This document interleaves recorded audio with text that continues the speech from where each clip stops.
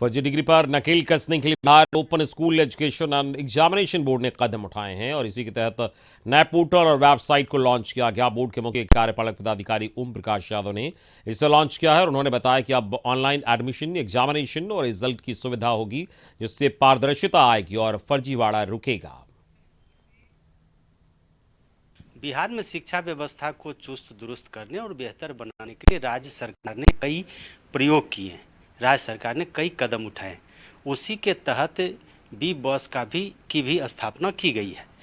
इसमें छात्रों को ये सुविधा दी जाती है कि अगर आप रेगुलर कहीं क्लास नहीं भी करना चाहते हैं, लेकिन वैसी अगर आपके पास वक्त का अभाव है, फिर भी आप अगर शिक्षा ग्रहण करना चाहते हैं तो बिहार मुक्त विद्यालय शिक्षण एवं परीक्षा बोर्ड आपकी मदद करेगा।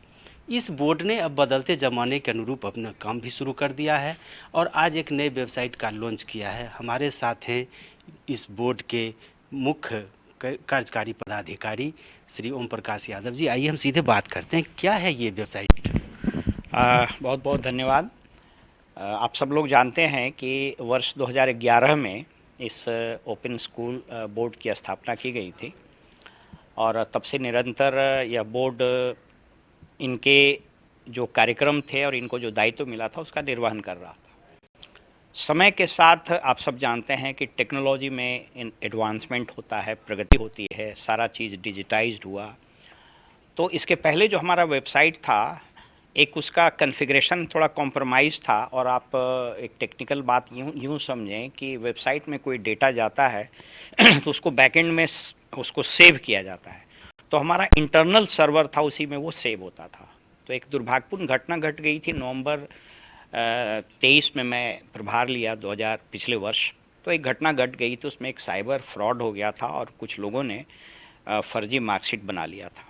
उसके बाद से वो वेबसाइट को हम लोग बंद कर दिए थे। उसी वक्त से मेरे दिमाग में था कि बिल्कुल state of the art technology से NIC जो भारत सरकार की संस्था है उसको यह कार्य दिया जाए। और मुझे खुशी है कि हमारी पूरी टीम, हमारे सचिव और बोर्ड के अन्य पदाधिकारी ने मेहनत किया और NIC की पूरी टीम, शैलेश जी और संजय जी, इसमें मेहनत की और हम लोगों ने एक शानदार वेबसाइट बनाया है। इसकी कुछ खासियत एक दो लाइन में आपको बता दें कि हेंस फोर्स मतलब आज के बाद से हमारे जितने एडमिशन होंगे वो सिर्फ ऑनलाइन होंगे।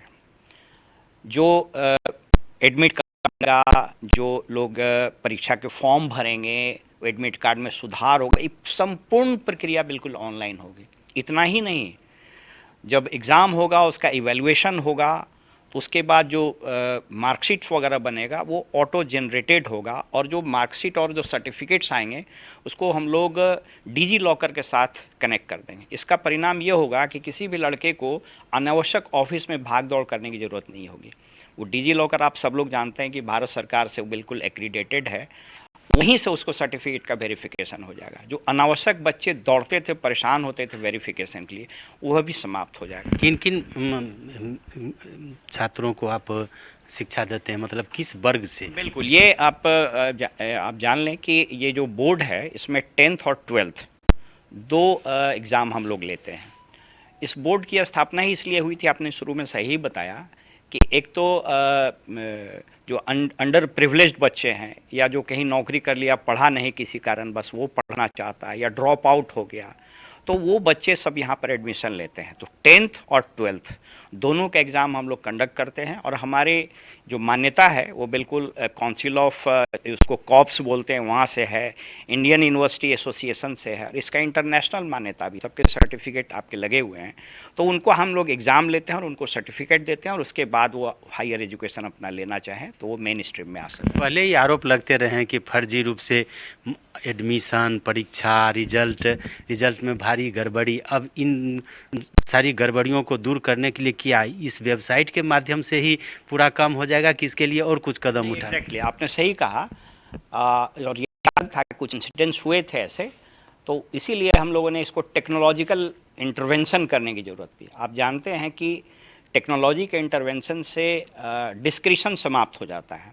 तो जैसा मैंने बताया कि बिल्कुल ये ऑनलाइन एडमिशन होगा, आधार बेस्ड एडमिशन होगा। फर्जीवाड़ा के दो तीन क्षेत्र थे जहाँ से आते थे। एक तो एज कम कर देना या फिर उसमें कुछ हेर फेर करना, मार्कशीट में छेड़छाड़ कर देना, तो अब वो संभव नहीं हो सकेगा। क्यों? एक बार उसकी एंट्री होगी, बच्चे रजिस्ट्रेशन करेंगे, उसका पूरा डेटा हमारा एसडीसी में सेव हो जाएगा, स्टेट डेटा सेंटर जो बिहार सरकार का है। तो वो बिल्कुल सिक्योर्ड, इसको आप ऐसे समझ सकते हैं कि जैसे आप घर में पैसा रखते हैं और कोई बैंक के लॉकर में पैसा रखते हैं, तो अब वो सारा डेटा एसडीसी में सेव हो जाएगा, तो उसकी छेड़छाड़ की संभावना निर्मूल हो गई। आधार बेस्ड एडमिशन होगा और पूरा प्रोसेस स्टेप वाइज स्टेप चलता जाएगा। इवन जो पेमेंट होगा वो भी ऑनलाइन ही होगा, जैसे बच्चे फ़ी जमा करेंगे और वो बैंक में चला जाएगा। बदलते ज़माने के साथ विद्यार्थियों को सुविधा दी जा रही है, लेकिन साथ ही साथ यह भी व्यवस्था की जा रही है कि कहीं से कोई फर्जीवाड़ा ना हो। ये नहीं हो कि आप यहाँ एडमिशन लें और आकर सर्टिफिकेट ले जाएं। यानी कि बीबॉस भी अब पूरी तरह से तैयार है बिहार की शैक्षणिक व्यवस्था के सुधार में अपना सहयोग देने के लिए, और यही वजह है कि नई टेक्नोलॉजी के साथ अब यह भी आगे बढ़ने लगा। बहुत बहुत धन्यवाद आपको। अशोक मिश्र, कशिश न्यूज़, पटना।